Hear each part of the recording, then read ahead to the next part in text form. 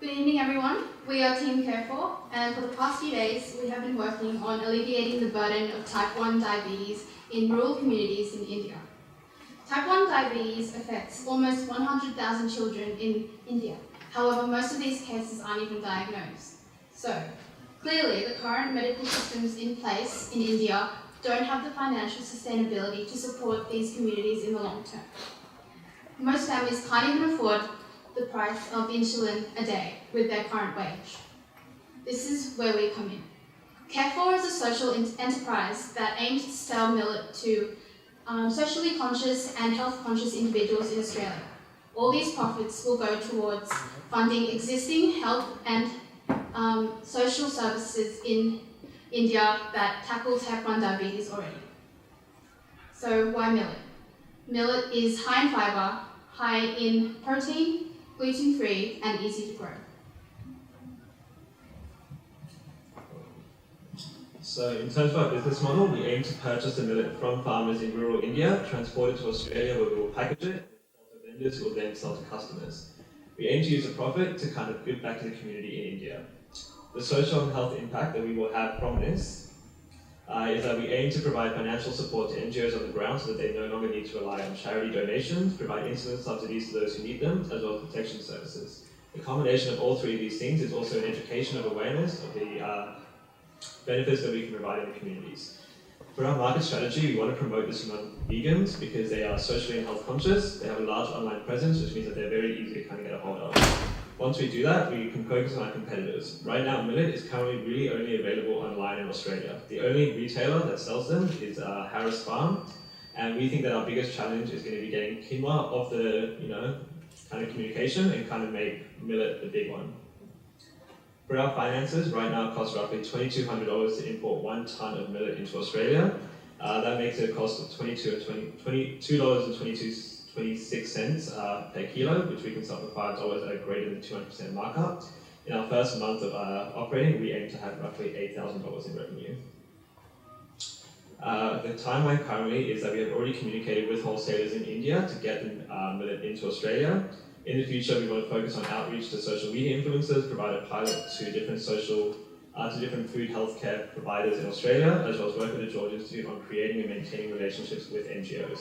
In the long-term future, we want to scale CareFor to promote social responsibility in other underserved markets around the world, such as China and South Africa. We are a team with a passion of helping the world, and we would love to answer any questions that you guys might have.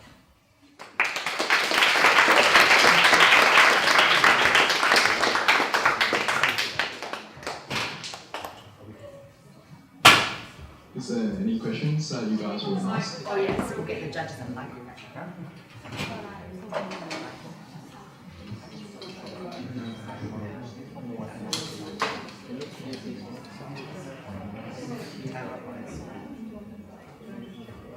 No, it doesn't. Hi, Team CareFor. Great presentation, very polished. It looks good, love the logo. So you've obviously put a lot of thought into it. Just curious on the business model that you're growing the millet in India. We are exporting millets from Indian farmers. Okay. So where is the market is to exporting it to Australia to make a profit in Australia to then send back to subsidise? Yeah. Okay. All right. Okay, so I've got a health-related question, which is why focus on type 1 diabetes? It's about 10% of total diabetes worldwide, particularly in India, which means there's 90% of people with diabetes have underlying type diabetes, type 2 diabetes, which may be easier to approach and treat than people with type 1 diabetes. Because type 1 diabetes,